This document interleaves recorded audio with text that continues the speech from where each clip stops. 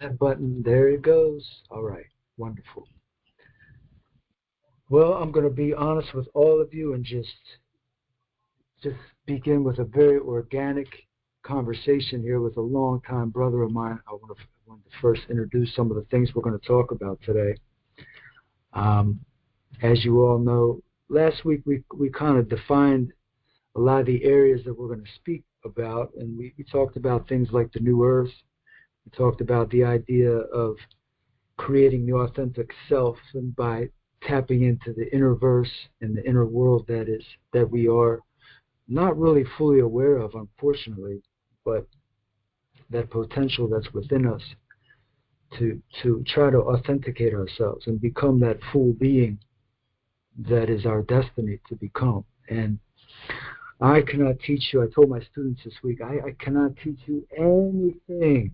I don't know if Galileo said it or people before him, but I can't teach anything. I can't heal anybody of anything, and nobody else can either. We are the ones, we are the keepers of our own wisdom, our own destiny, our own healing, our own alignment, and I hope it is in the cards that maybe I can help facilitate and just bring people's awareness to that fact. But along those lines, I have with us today Janelle Lartigue, who is a world-class fitness expert and trainer, one who has trained me in martial arts for the last 15 years or so, and I've worked alongside with in many different capacities. And we're actually celebrating a couple birthdays today in this new year.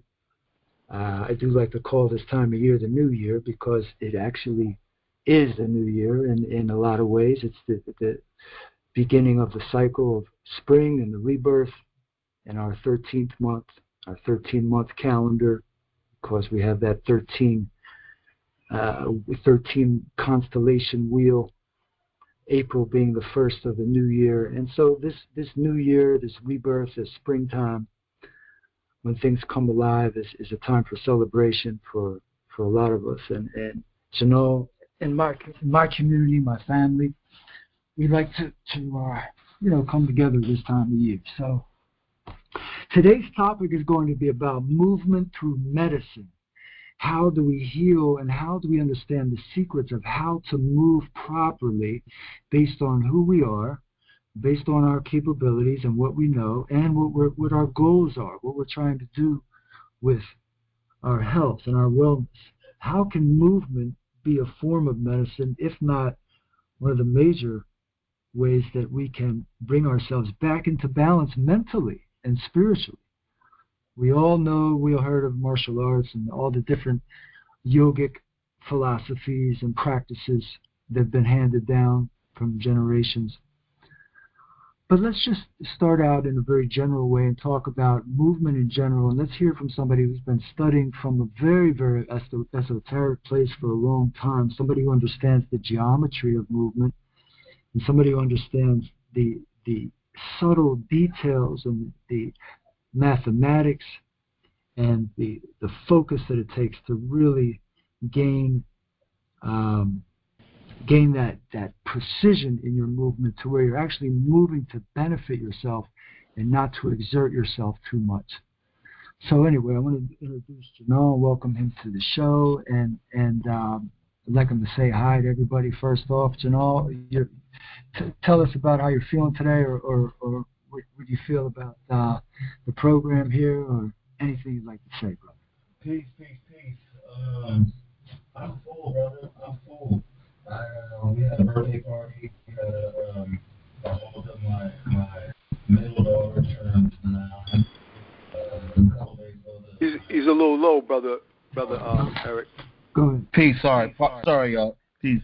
So I'm full. I'm full. We had a great holder, a capoeira holder, which is where we practice ritual martial art, and I gained a lot of energy from that.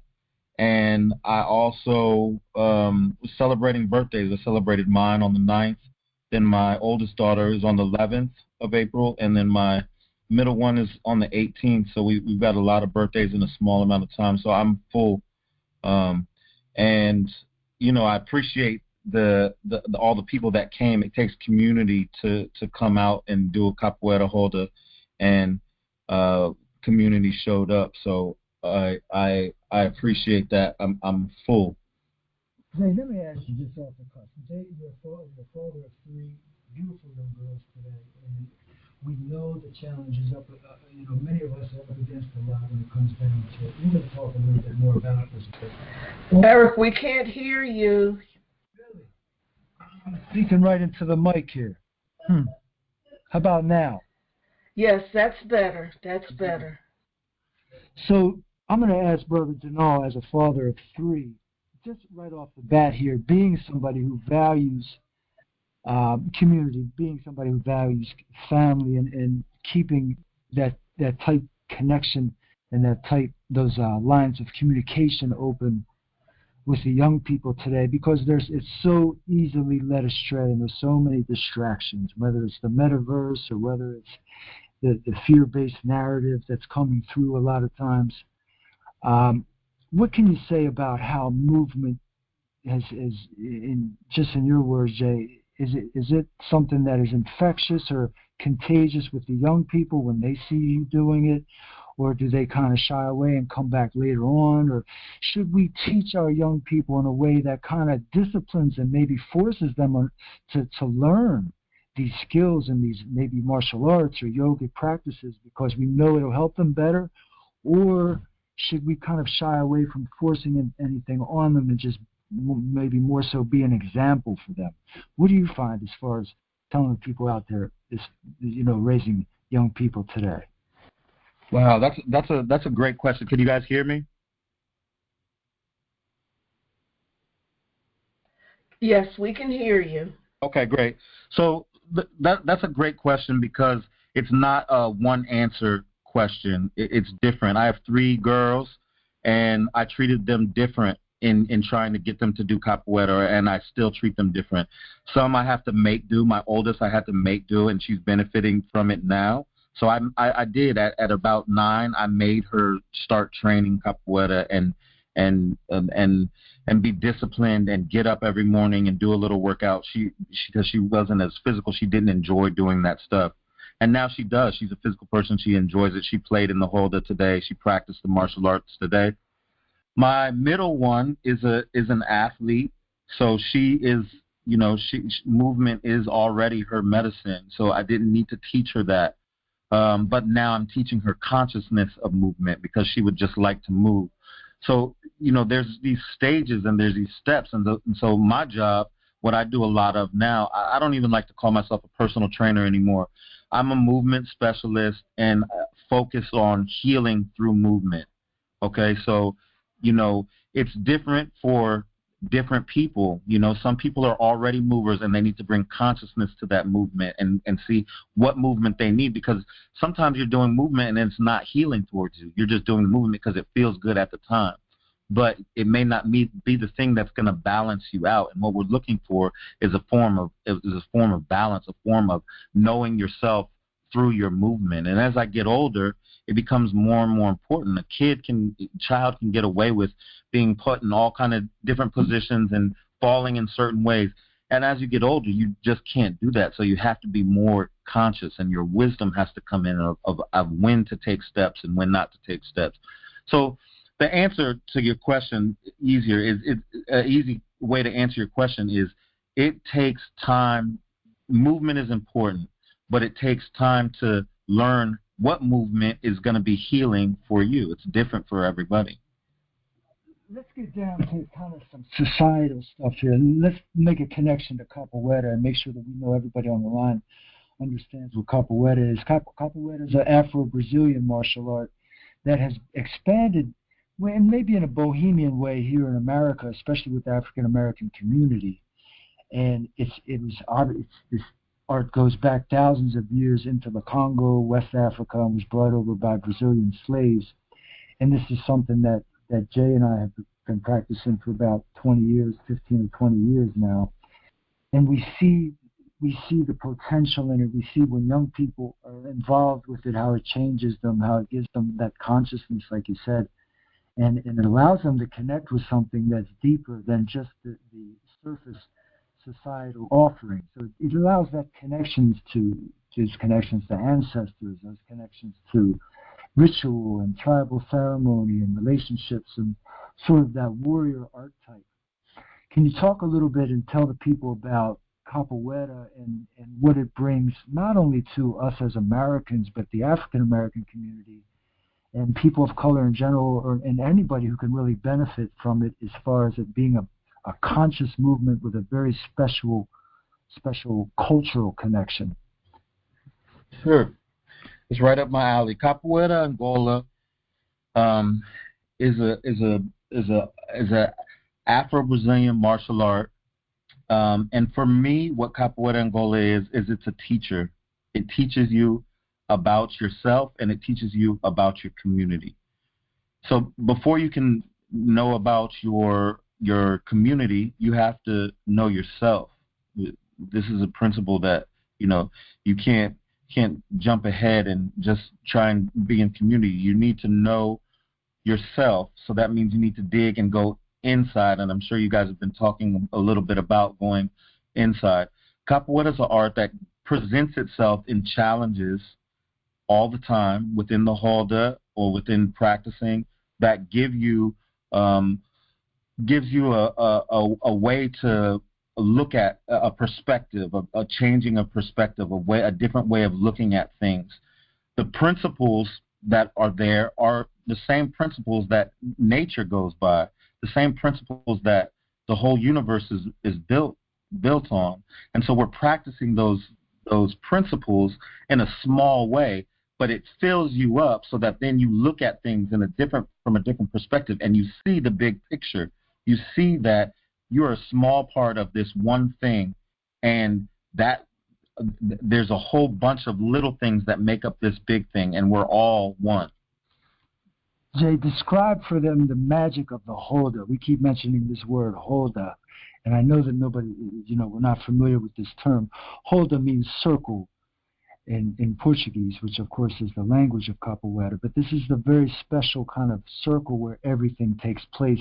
How is this holda indicative of how one grows and also how one connects to the energy of the cosmos and the community around them?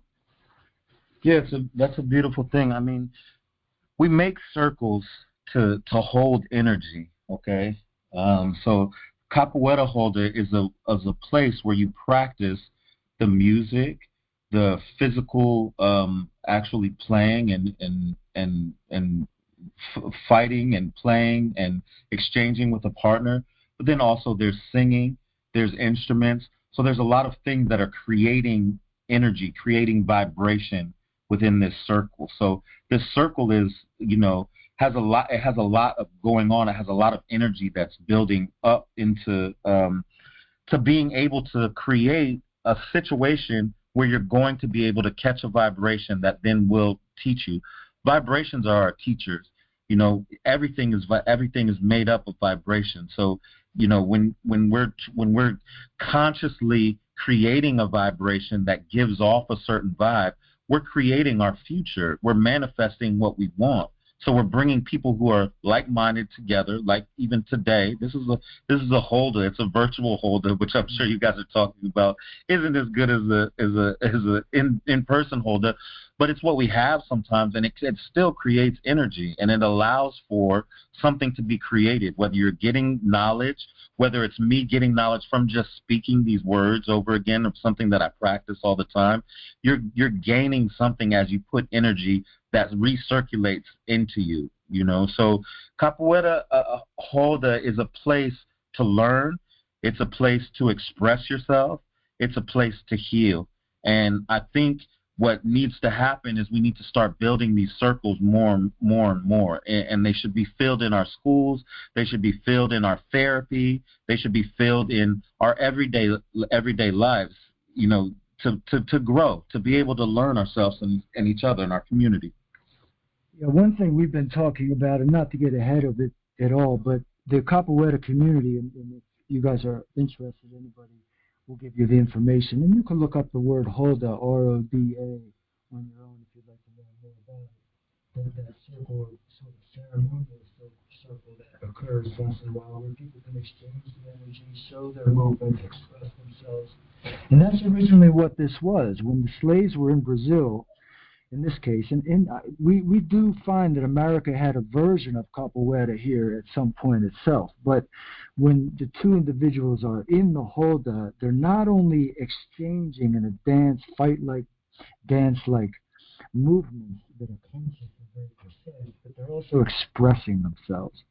And so I think that one thing that we can agree that a lot of people today, a lot of us are walking around, especially the youth, and we don't feel like, although we live in the land of the free and we have these supposed amendments and we're allowed to say what we want, yet there's almost this subtle malaise and this suppression of freedom of expression and true expression.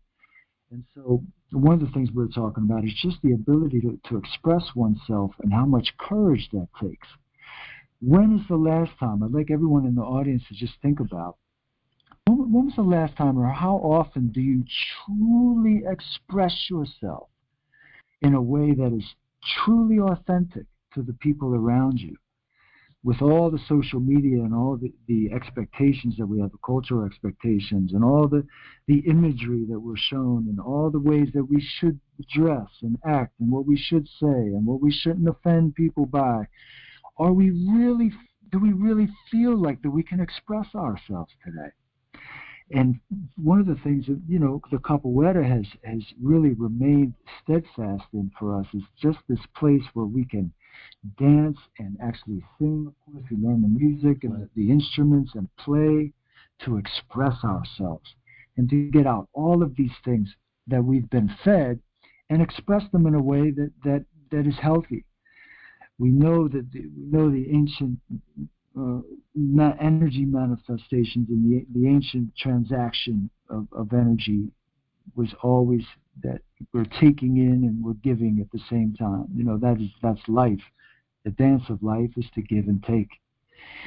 And when we're not giving and taking evenly, this is what causes disease. This is what causes dis-ease. Of course, ease is balance, right?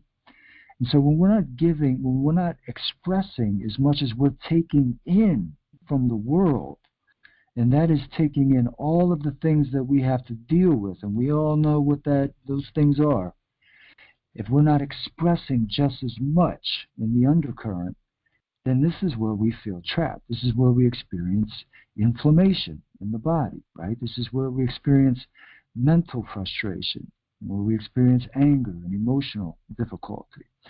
And so, one of the basic principles here is that give and take that occurs in the holda, which is the circle of capoeira. And I'm going to share more information about capoeira and maybe, and certainly the local groups in Philadelphia there and of any other information that anybody needs. We're going to talk more about that. But I wanted to come back to just movement in general. We know that, most people on the call right now are not practicing capoeira. Maybe people are familiar with yoga and some of the Vedic principles. Let's connect everything with something that we all depend on and we all do every day. Certainly, we either do it voluntarily or involuntarily, and that's breathing. The breath being the bridge between the mind and the body, the breath being the bridge between life and the afterlife, this life and the afterlife. How do you see the breath also as a healing mechanism as well, Janal? Wow. Well, that's an easy one because it's the first thing that you do when you get here, when you come to this place, and it's the last thing that you do before you leave. But if we think about it, it's the thing that we spend the least amount of time cultivating, right?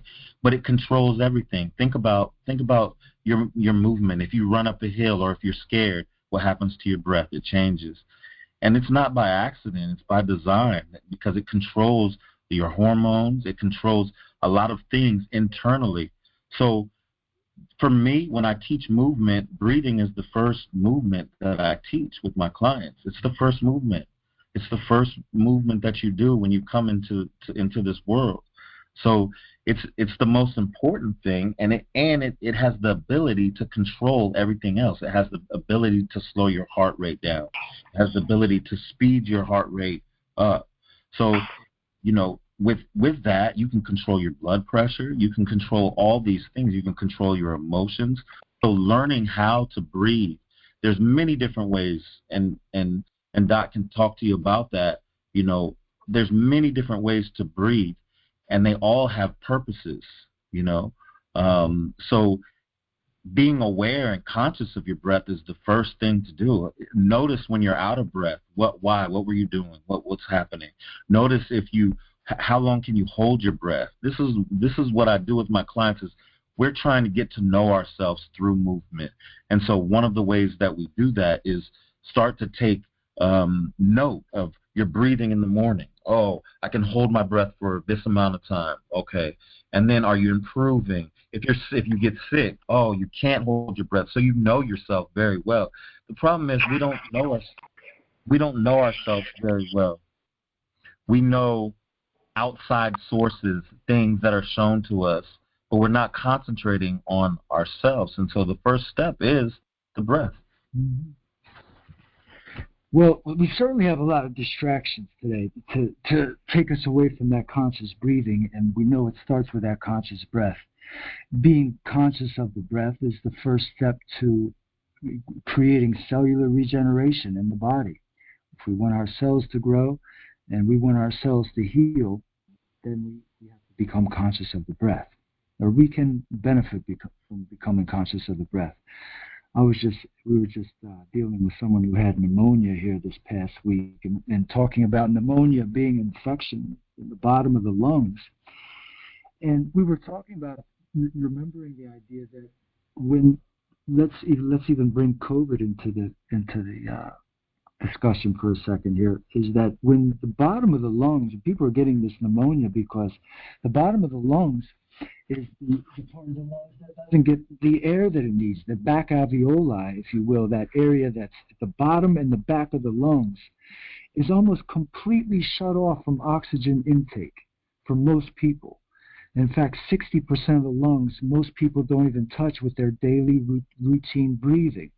But once we become conscious of the breath and we do breathing exercises such as holding the breath and exhaling slow, we do something called the 1-minute breath. We do a little bit of breath of fire. There's various techniques, of course. Then we engage the whole lung. We engage the whole thoracic cavity, right, of the chest. And when those lungs are engaged, the cells that are moving, those messenger cells, those neurotransmitter cells that are moving from the brain to the lungs, they're awake, they're alive, and they know how to communicate with each other.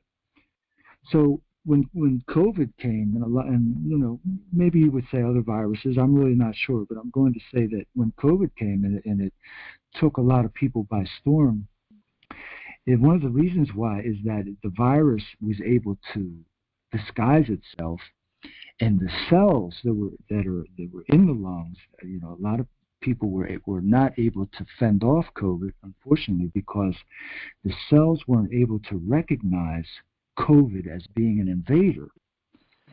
So when those spike proteins came in, the cells weren't awake enough to realize that those things didn't belong there. So your B cells, that are in your throat area, that come from the glands in your throat, weren't able to recognize those foreign invaders, and then you have yourself, an infection in the lungs. So without going into too much detail with that, the conscious breath really, I think what the point Janelle's making is that everything begins with that conscious breathing. And so that's why I like to start the session off with everybody doing a little bit of a meditation, and just to get us conscious of that breathing once a day. If I were to recommend something for everybody to do, is when they get up in the morning, after you rise out of bed, maybe everybody could put themselves on mute here. Appreciate it if you're coming in. But after you rise out of bed, and there's plenty of things you could do in the bed. Make sure you rub your eyes when you're laying on your back when you get up. It stimulates your nervous system so that you don't jump out of bed too fast and you get the heart rate regulated. But as soon as you sit yourself upright, being in the position where you can do some conscious breathing for the day, it will start your day off correctly more than any other single act. A lot of people like to, they'll brush the skin and maybe rub some oil on the skin, but that breathing in the morning at that time, during that Amrit Velya, is crucial and scientifically backed. We know the liver is active from about 1 a.m. to 3 a.m., but after the liver is active, about 3:30 a.m., the lungs are active. These are our circadian rhythms. So what we learn from the circadian rhythms is that the universe actually wants us and is expecting us, if you will, to begin to work with our lungs around 3:30, 4 a.m., because that's when the lungs are actually active, meaning that that's when they're producing cells and they are energetically vibrating at the highest frequency. So, these circadian rhythms can teach us a lot, but if you get into your breathing practice from around 4 to 6 a.m., and you can do your 1-minute breath, and you can do a little breath of fire, and you can do a little Bhastrika breath. I'm going to go through these as time goes on, and we're going to share these different techniques. But if we could get into that habit, then the body will move a lot easier once you're able to activate the breath and connect that breath with the body. We can't learn to move consciously and move for healing without incorporating that breath. And so I think that one thing we can kind of venture into and talking about today is what are some other things that people, what would you advise people to do if they just wanted to get started, Janelle, on maybe just like, some simple exercises? What part of the body is good to maybe start with, or what do you start with someone who comes to you, let's say, and they want to, they want to get their blood pressure down, or they want to lose some weight, and they want to do so the natural way. They don't want to have to lift too many weights or anything. They just want to loosen up and move their body for their age in a safe way. What do you kind of assess, and where do you go from there? Well, you already said it. Again, breathing is the first thing, but then the next thing is walking. Take a hike. Take a hike in the woods, if you in nature, if possible, and I'll tell you why in nature is important. But walking is one of the best exercises. It's not too hard on your joints. You don't need anything. You don't need a gym membership. You don't need anything. You just walk. And if you can find nature, if you can find a stream to walk by, if you can find things that have cycles in them, which I'm going to touch on, because you just said all circadian cycles, and knowing the cycles is important. So how do we get to know our own cycles? Well, we know we're one with the universe, so we have all this nature that is going through its cycles. Like Baba said, it's the first of the year. So what do people do naturally? They're spring cleaning. So what should we be doing naturally with our bodies? We should be spring cleaning, right? We should be doing the same things that the earth is doing. We should be doing, and then grow, and then taking walks in nature is important because you're seeing its cycles. You're seeing the flowers starting anew. You're seeing all the birds flying around. You're hearing all these things that your senses pick up when you're walking through nature. Helps you to attach yourself to the big picture, the big world, the universe.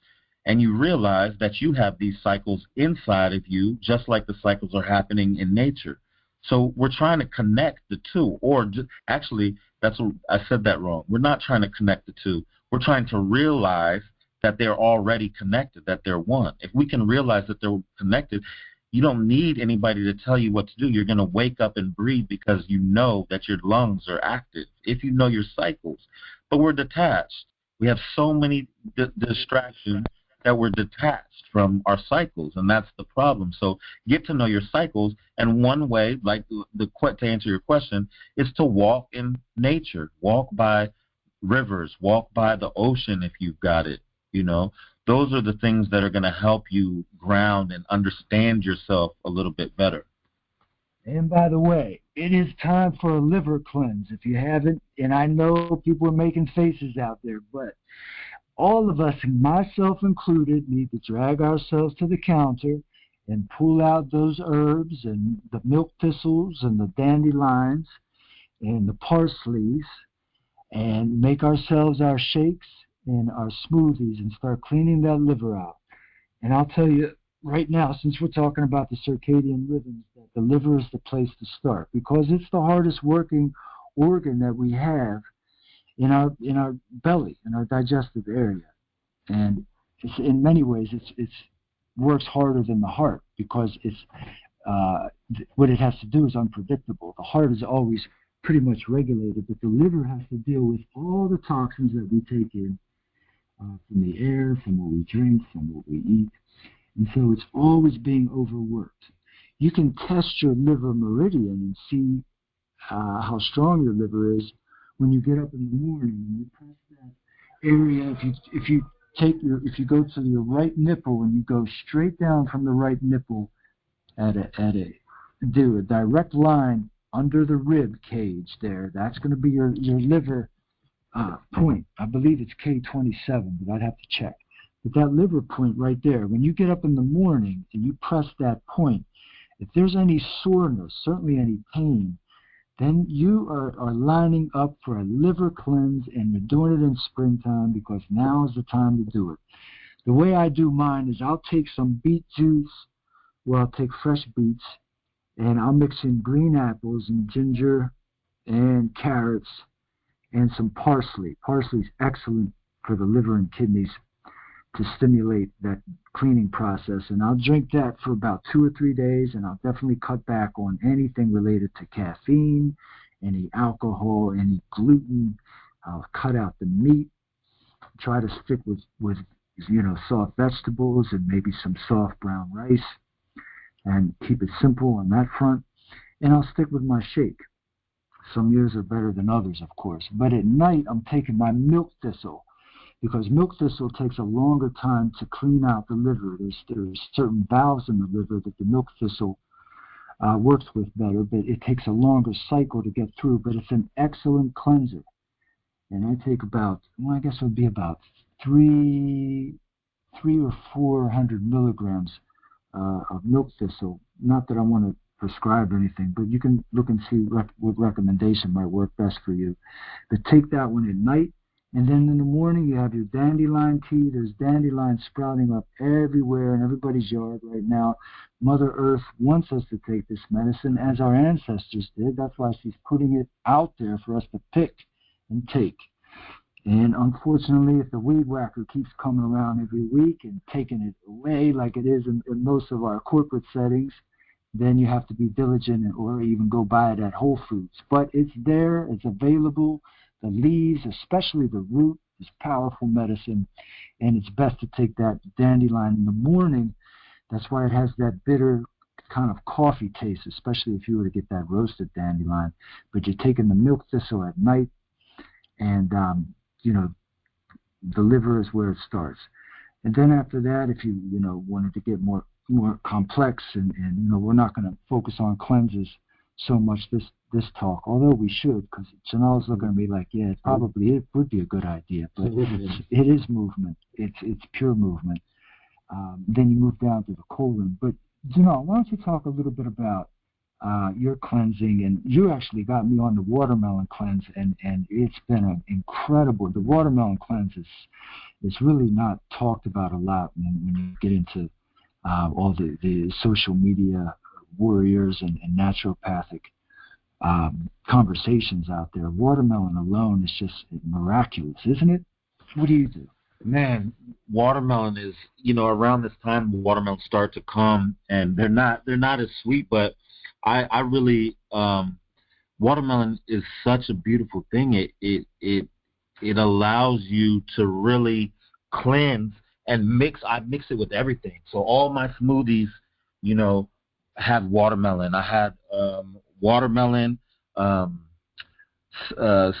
mix it with celery. I'll mix it with cucumber. I'll mix it with I have oregano growing outside. I'll mix it with oregano. I'll mix it with everything, and it just flushes you out.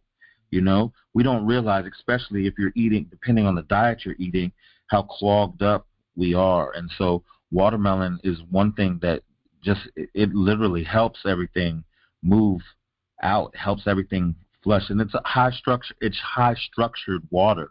And you guys have probably heard people talking about high structured water and how people are, you get a lot of minerals. I also mix a lot of sea moss in with my watermelon. A lot of parsley. Yeah, I eat the rinds.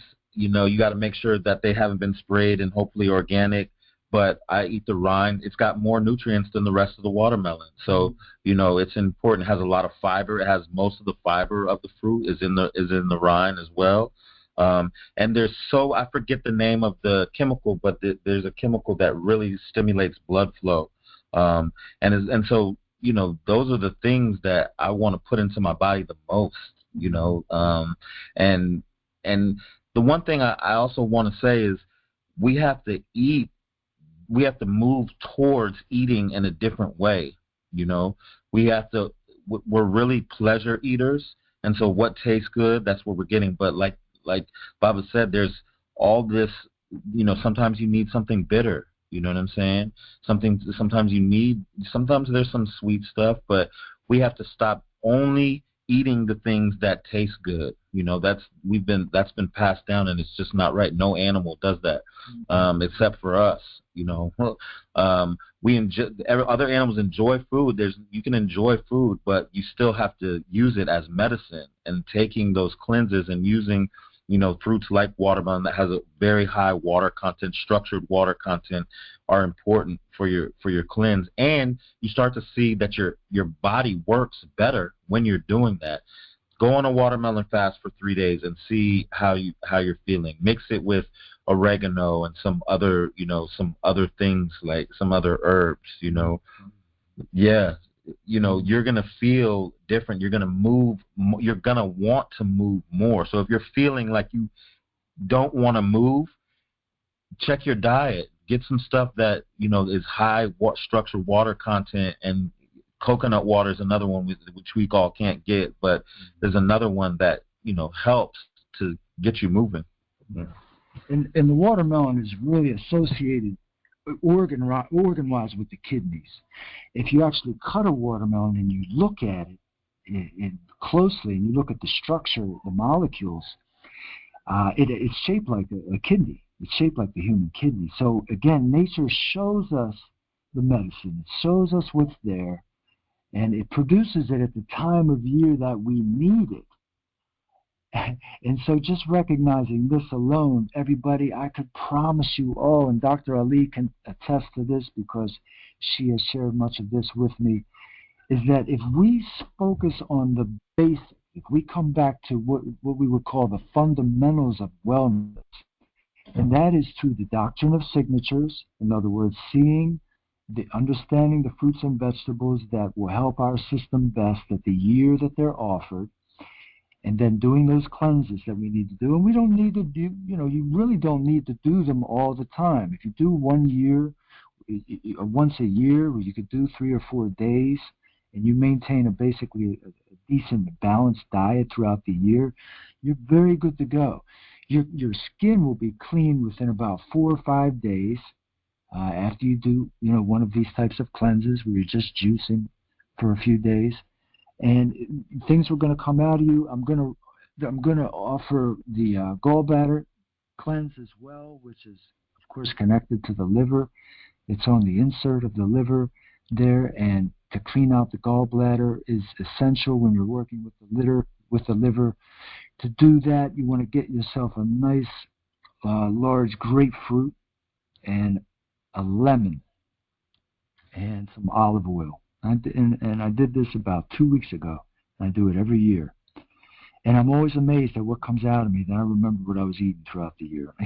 But you take your grapefruit and put it in. You can either, crush it or put it in your smoothie and mix it up. Take the seeds out and juice it. And then you put in about 3/4, half 3/4 of a lemon into that mix, and then you add in about a cup, about 3/4 of a cup of olive oil. And you drink that about 40 minutes before you go to sleep.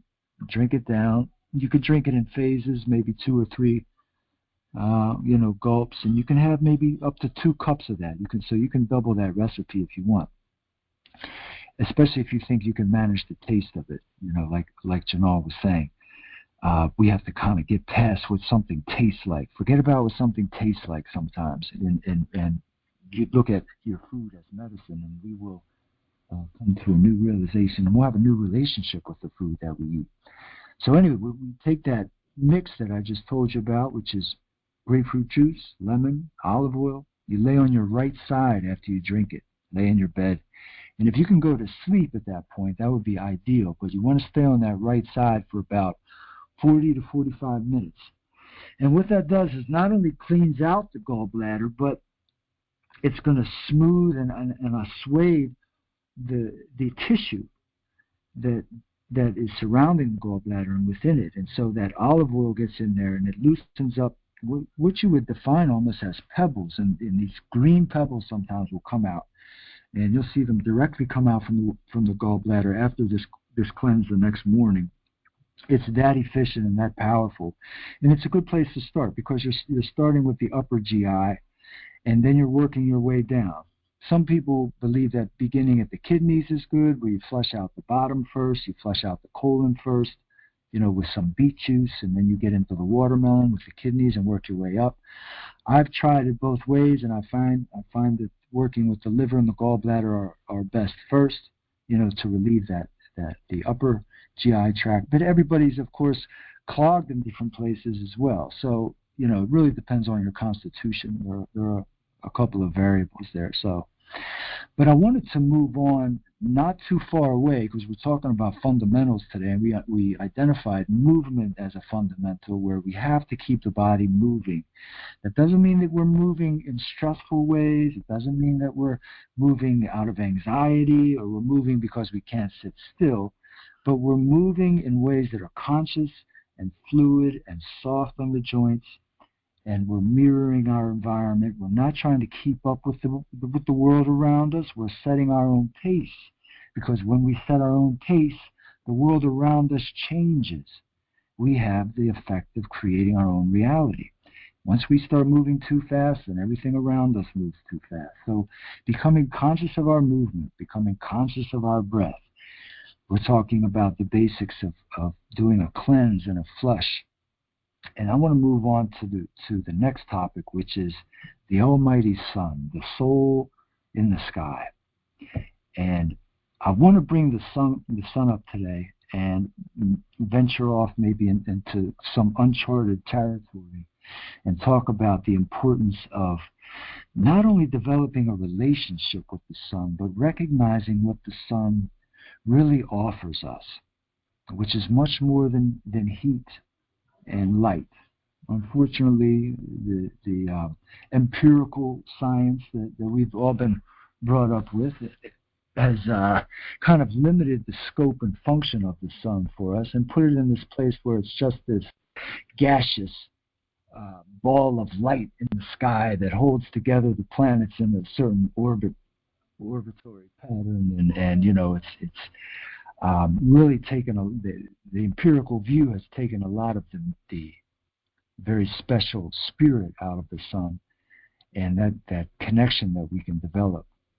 And so I wanted to bring up the sun, mainly because this is the time of year where we see a lot of people. They'll start getting their shades. They're ready to buy their new pair of sunglasses, and getting ready to go to the beach. And you'll see them wear sunglasses for 3 months. You won't even see anybody's eyes. Everyone's walking around with sunglasses and covering up from the sun, whether they're melanated or not melanated. Everybody's running from the sun these days. And I find it fascinating, because some of us know that our healing and our life force comes from the sun. And not only our healing and our life force, but the word sound and vibration itself comes from the sun. This very magical and enigmatic and paradoxical being that is in the sky, right? This is a being we're talking about. We're not talking about a gaseous mixture of this element and that element and this formula and that formula that shoots off solar flares and is lifeless.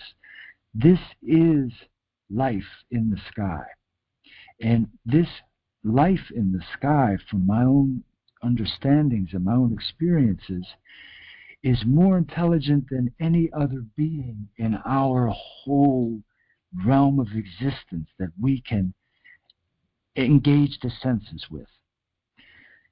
And maybe a lot of our ancestors knew this, and that's why they had names for the sun. They had dances for the sun. That's why they deified the sun in many ways. And you know, not to get into the religious aspect too much, but this being in the sky is almost all-knowing, and it's one that actually can communicate with us, not just by giving us a suntan, but by informing us and allowing us to make the decisions that our higher self would want us to make.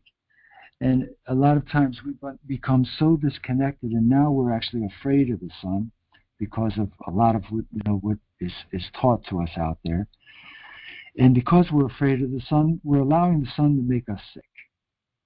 And people, of course, everybody knows someone has been dealing with a sort of melanoma or one form or another, skin cancer, and so the crisis is upon us.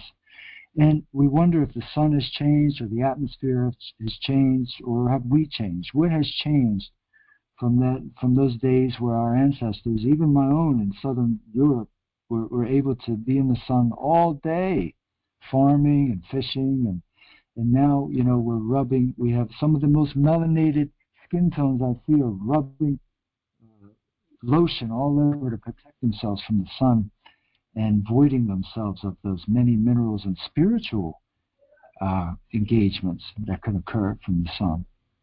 And so a lot of this I was able to learn from in South Africa with a shaman that I worked with there, and he bestowed upon me some of this very important knowledge. And so I share it with you all because I think it's time that we recognize some of these things that the indigenous people knew about, and we in the West are sometimes afraid to talk about, and we're sometimes afraid to bring it up because it sounds weird, or it sounds like maybe somebody else's culture, or you're going to offend somebody here and there.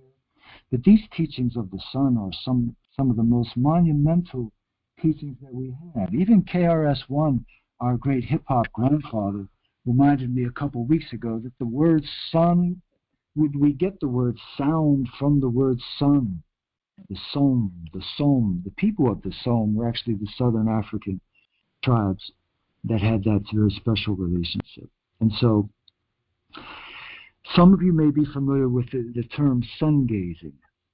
And I want to open it up out there at a certain point. First, I want to let Janelle speak on the sun and sun gazing and this fourth very fundamental piece of medicine that we need to check in with.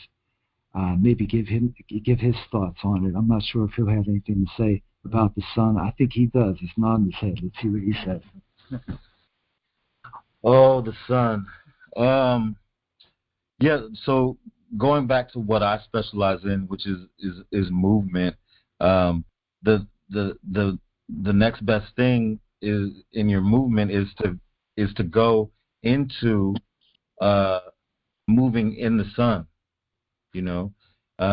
It's an energy source, and so we know it's an energy source. There's been a lot of propaganda, saying stay away from the sun, don't do this, but we know it's an energy source. It feeds everything. If the sun goes away, everything else goes away.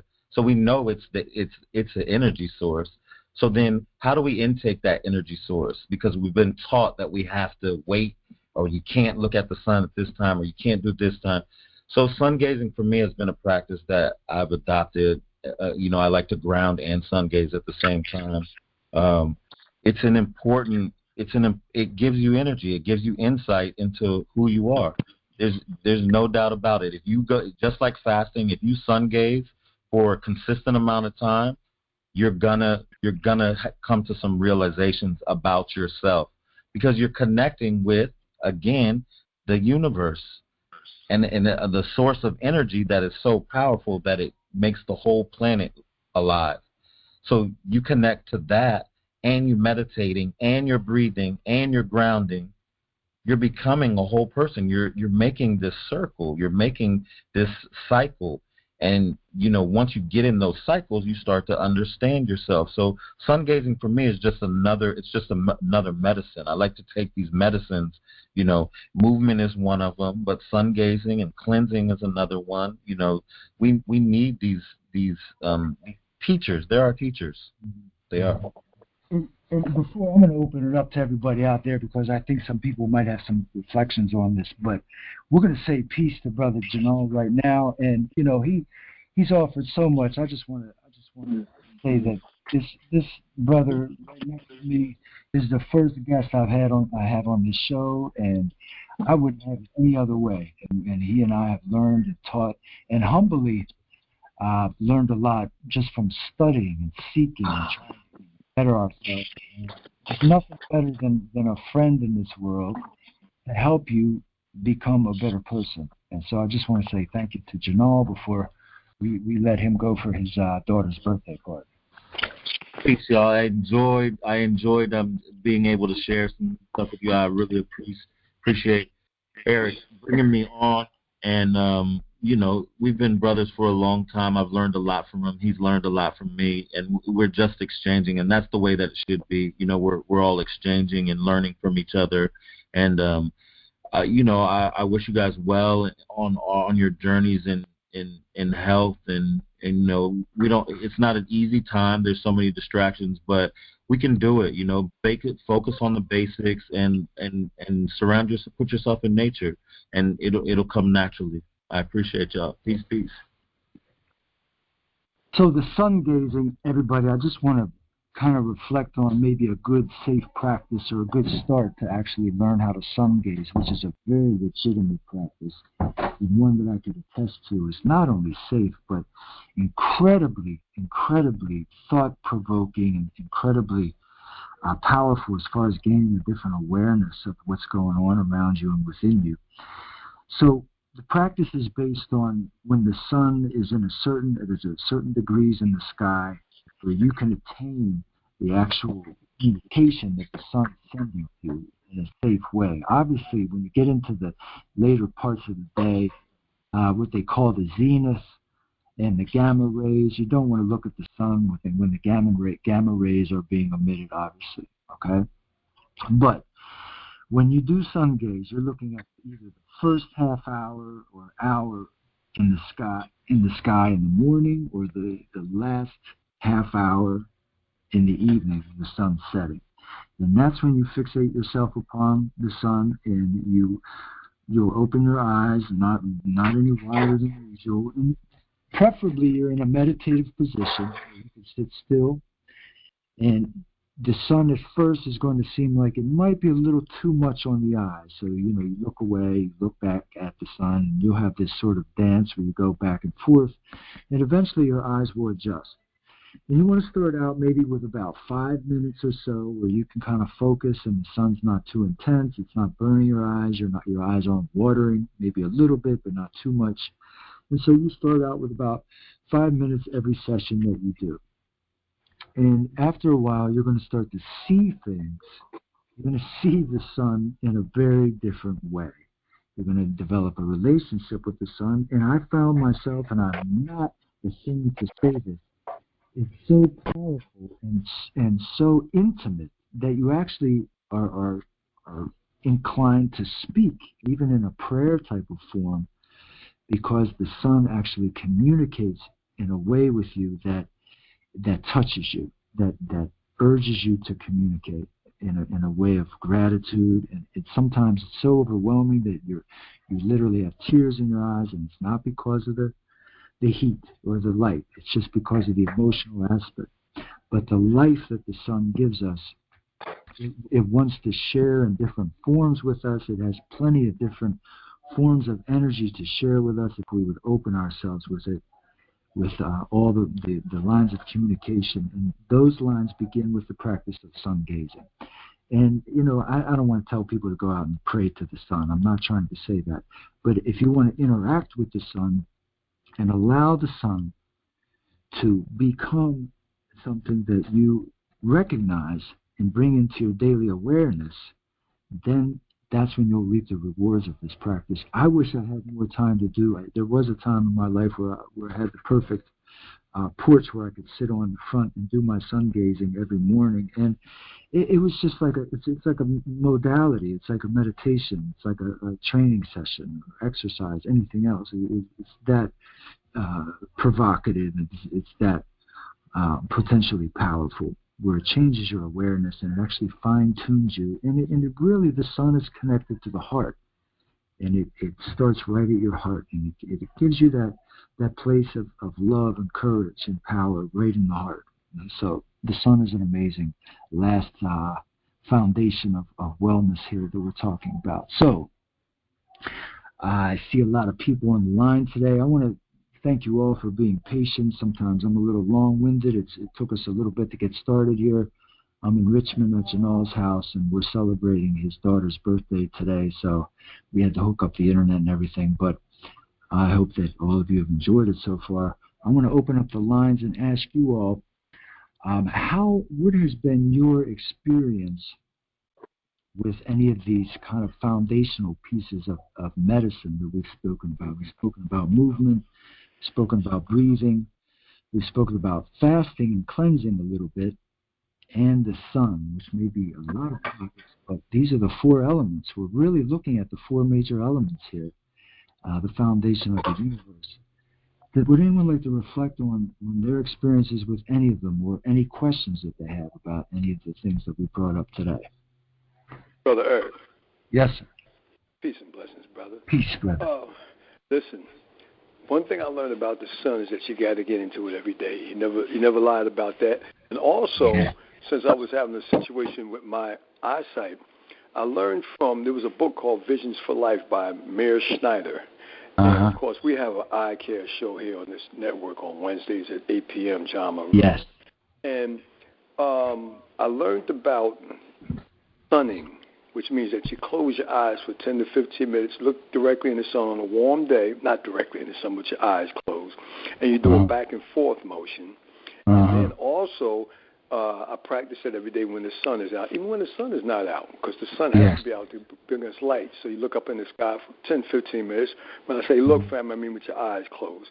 And you feel that warmth hitting the back of your retina, especially on a sunny day. Yes. And also palming, which means you rub your hands together and get that friction right in the palm, and you put it right over your eyes, with the eyes closed, of course, over the eyelids.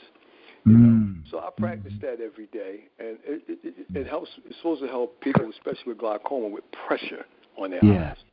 So, yes, brother, I practice that every day because I just turned 67 on April the 10th, and thank God I'm not under any type of medications, and I practice outside of, I had a Molly on from Ohio 3. I took the brother's advice. He was plant-based. I was plant-based for minutes. He said, brother, outside of being plant-based, I do cod liver oil. And the brother is 81 years old and tells me he does a 450-pound squat. I kind of listened a little, and I said, okay, let me try it. And I've incorporated that outside of my vegan diet, vegetarian diet, I should say. And I feel great, and I've shared that with you before, brother. 67, I feel 30. Still working with my eyesight, but other than that, like I said, we can't complain because I live every day, and I just live for this network, and brothers like you that give up the information, and peace and blessings if Brother Jamal is still listening. Thank him for that. Wonderful. Yes, we need to keep that brother on. And see, Eric, that's why I brought you on, brother, because I know you can inspire and give the people who listen in, the grown folk, that information that we all need, share and support, you know. And also, brother, I want to say this, all right, because everything connects. Brain is very important, too. I just want to, not because it's my show after yours, but I got Dr. Oh, now I'm trying to think of her name. Wow, to my brain. Dr. Ali. No, not Dr. Ali. I got Dr. Ali to come on next weekend on my network, on my show. But I have the sister. She's a doctor, and her name is. I just got off the phone with her about an hour ago, and she's coming to talk about brain balancing and brain health.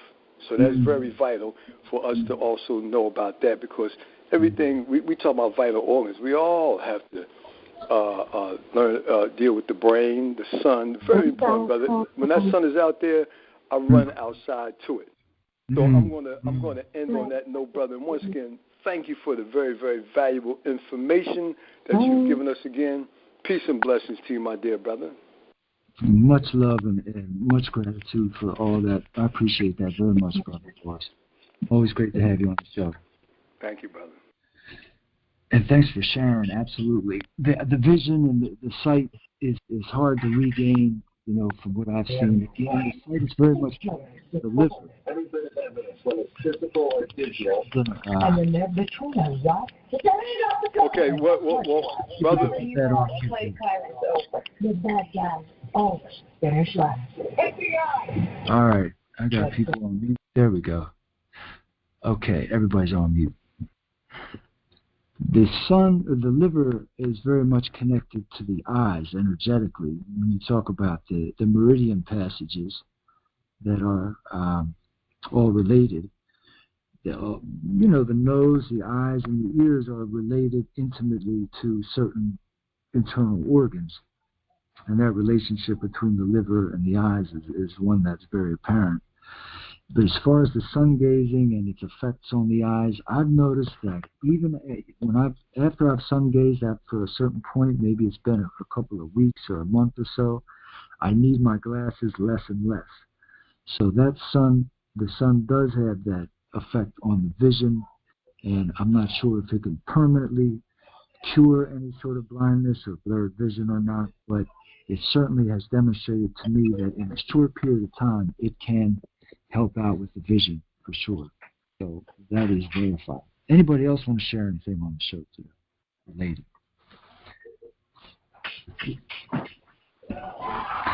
I wanted to move into one last final territory of discussion today, and that is the metaverse.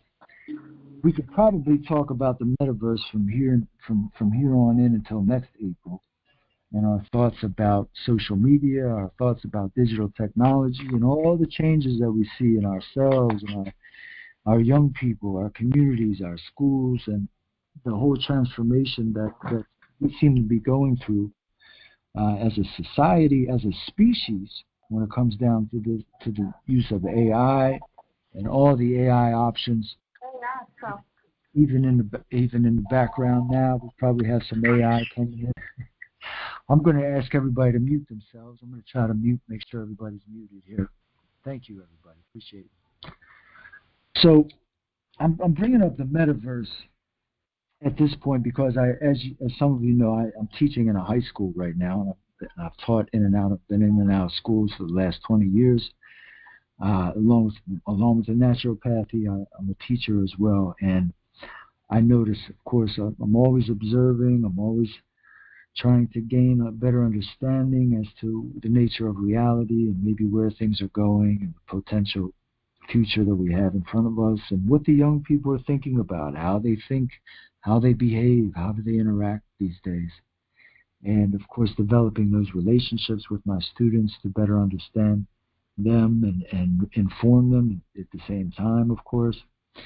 And so I wanted to bring up the metaverse to kind of begin a three-part series about discussing the influence of social media and the digital technology platforms that are available and the use of ChatGPT and other AI platforms that are available to young people now and to everybody, how that's changing the economy, how it's changing us psychologically, of course, and as I mentioned. So I wanted to initiate the discussion today and make that connection to nature and the sun in the metaverse so we can maybe begin in a place that where this maybe can make some sense. Where does this all come from? How does digital technology fit into the whole scheme of our humanity and where we came from and where we're going? What does this all look like? I certainly don't think I know that I can answer any of those questions definitively, but I'd like to open up the discussion, at some point and pass on some reflections for us to think about. And the first kind of foundational reflection is that what I've understood and what I've come to understand, the digital access and digital technology that has grown in abundance in the last 15, 20 years, is that it's really an outgrowth. I mean, human beings have always had technology. We can't say we can complain about technology because technology is the it's the shoes that we wear. It's the spoon that we use to eat our yogurt in the morning. It's the light switch that we turn on at night. It's technology has always been a part of our human legacy, and I think we can acknowledge that going all the way back to ancient weaponry or tools, anything that we needed to farm or get food was technology. So we can't really say that there's a problem with technology today. What separates the technology of today in the past 20 years from the past eons, you would say, or thousands of yogic cycles of years, is that, of course, this realm of technology that's now accessible and now being used offers a different level of awareness into a different part of the universe, what we call the omniverse. And so we have in this omniverse a change, a shift in our 3D paradigm, right?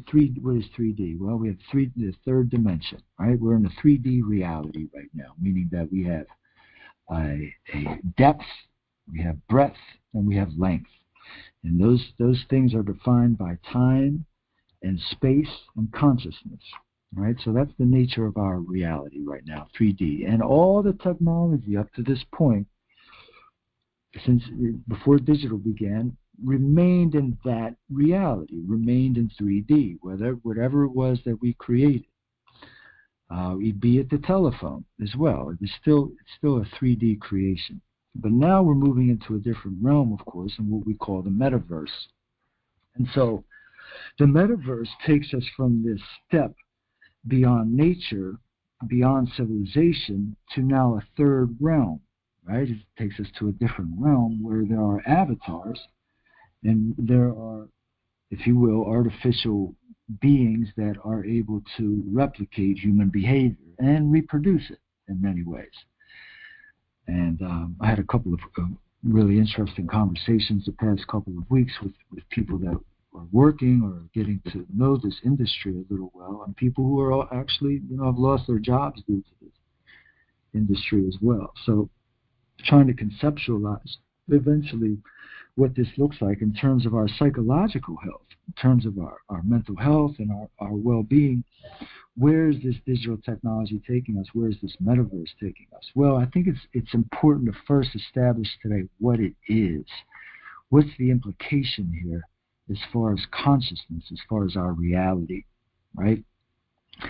And we can all look at our computer screen, look at our phones, and realize that when we're interacting with these things, we're interacting in using only a couple of our senses, okay?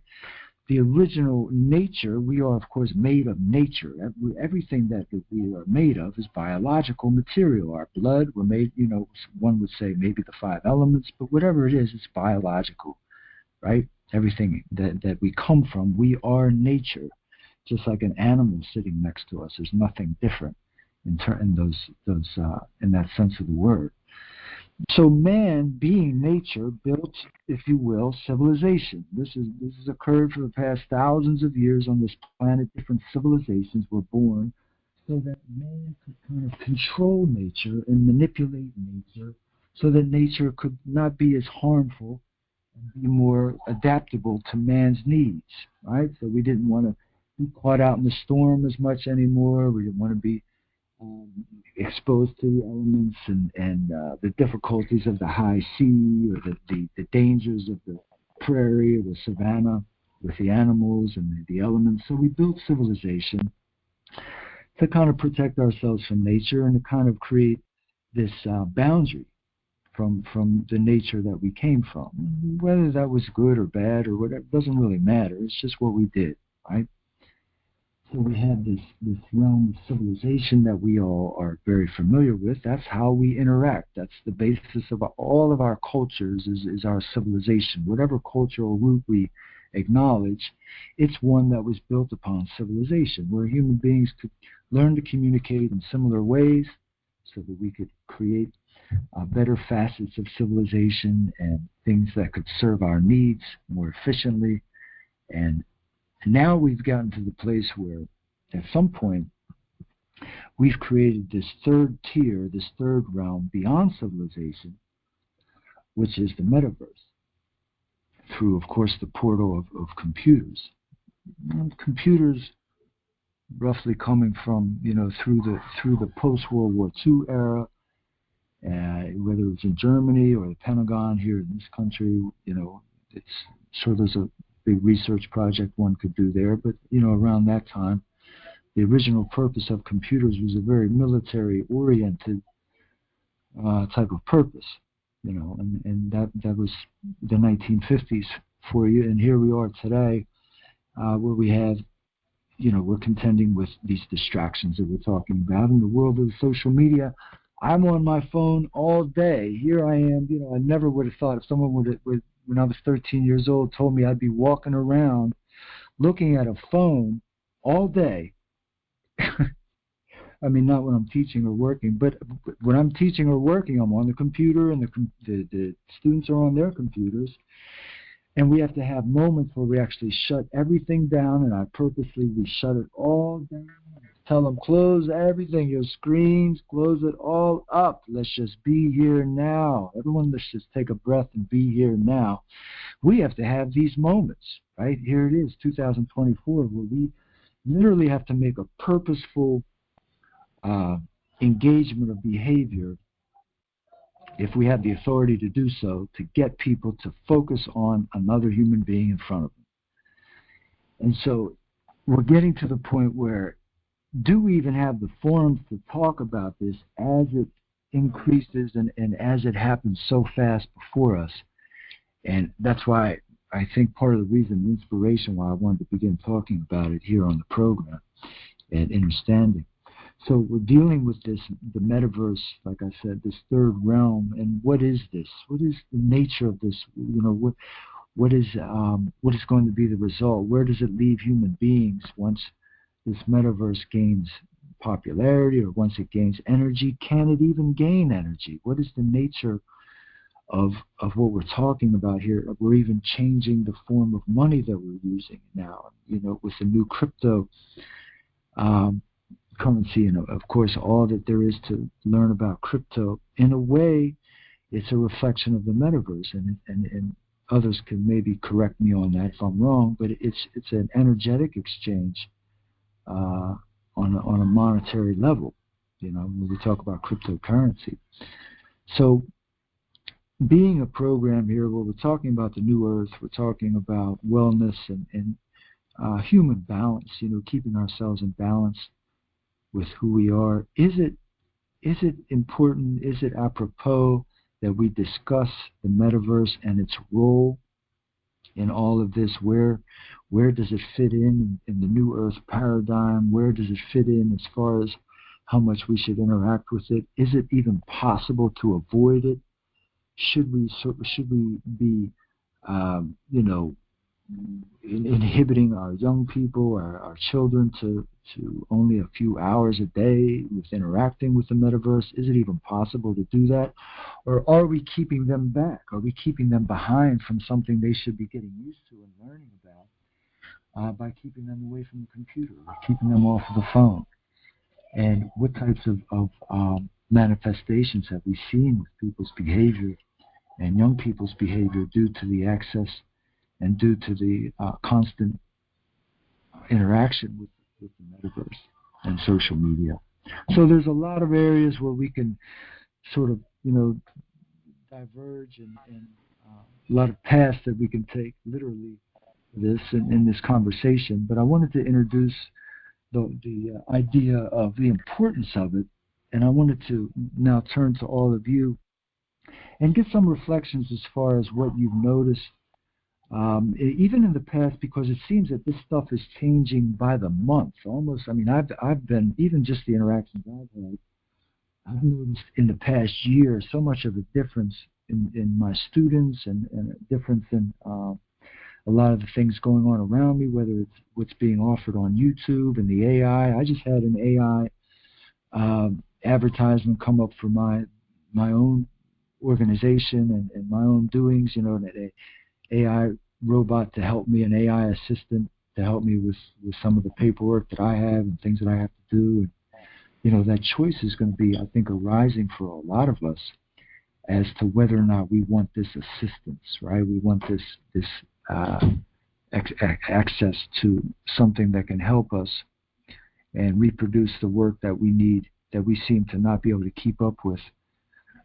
And we're going to kind of focus on the AI right now and maybe dive a little bit into the social media at some point, probably in the next podcast. And I'm going to reflect more on that with my own students and young people. But as far as the AI right now, I'd like to open up the lines and get some of your wisdom and what you all think of this new phenomenon, this generation that's going to have to deal with it, and the repercussions or manifestations of artificial intelligence. Does anyone have any thoughts?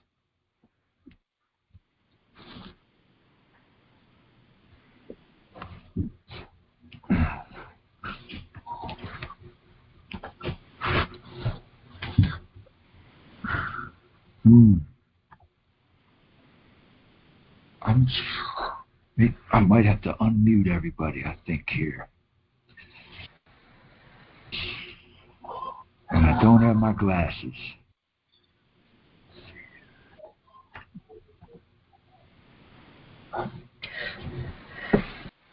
Okay, Eric, I can manually unmute myself because okay. I'm on my laptop talking about virtual. One thing, and this is my opinion from my experiences and just my own thoughts about it. It's not going to go anywhere, and it's here to stay. And what will happen is, as time goes on, its format and the way in which we utilize it will change and evolve. However, what we need to do today. What we need to do is find different ways in which we can interact with each other directly, whether it's one-on-one groups where there's communication, interaction, and that's, I think, going to be one of the keys in terms of helping to make adjustments in the balance of AI in our lives versus people interaction that many of us have been accustomed to for most of our lives. Doctor, it's a great point, and I just noticed, and we were just talking about this, is that through every challenge, there's a tremendous opportunity that awaits, and we all realize that wisdom over time. But here we have, something that's not going away, and, we can all, I think, agree upon that to a certain extent. It's not going anywhere, and it has detrimental effects on the human condition, and who knows what is down the pike? Who knows what's down the road, right? But I've noticed that as this intelligence is propagated and maybe put on us more, and we're more and more using the digital technology, that those human interactions that I have, at least, and that I've noticed, become that much more powerful. Those one-on-one moments where we can actually speak and connect with somebody and look in their eyes and feel their auric energy and laugh with them and smile at them or disagree with them.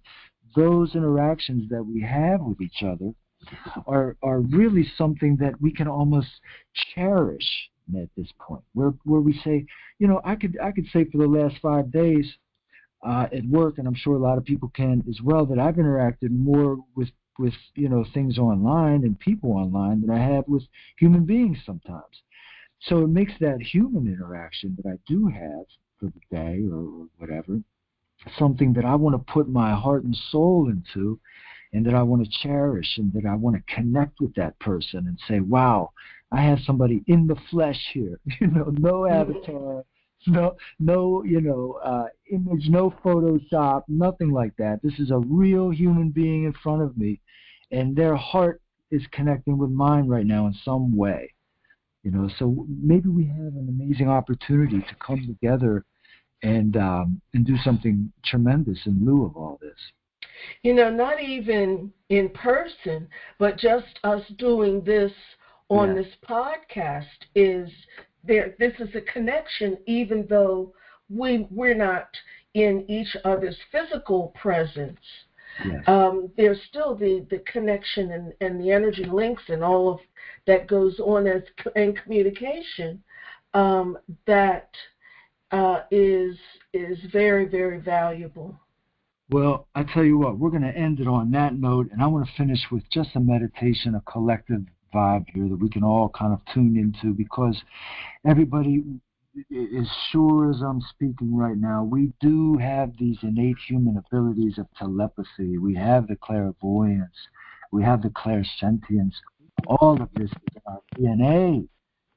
It is what has created this magnificent species that we are, despite our tragedies and our downsides and our demons. We have all of this amazing power of intelligence and varied forms of communication.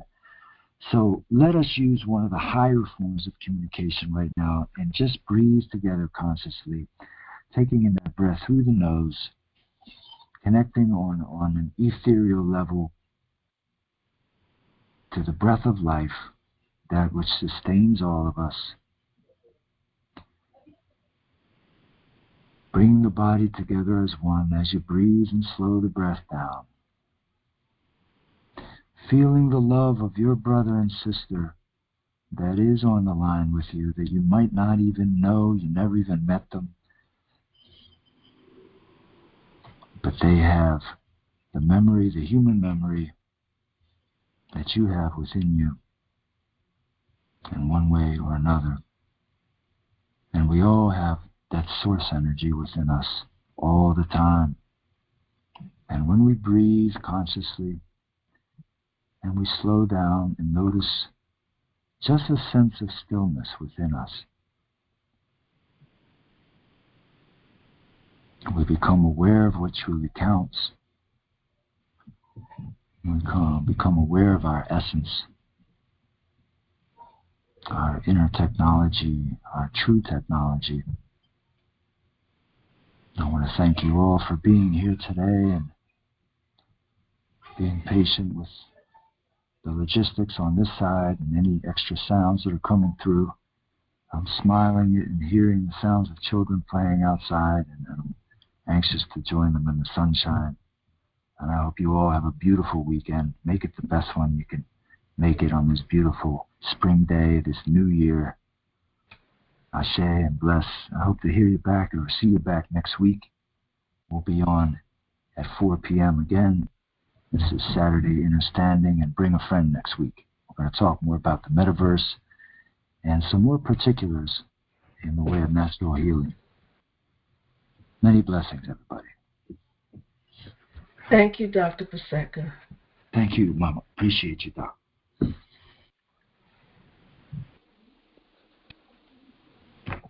Hello? Yes, sir.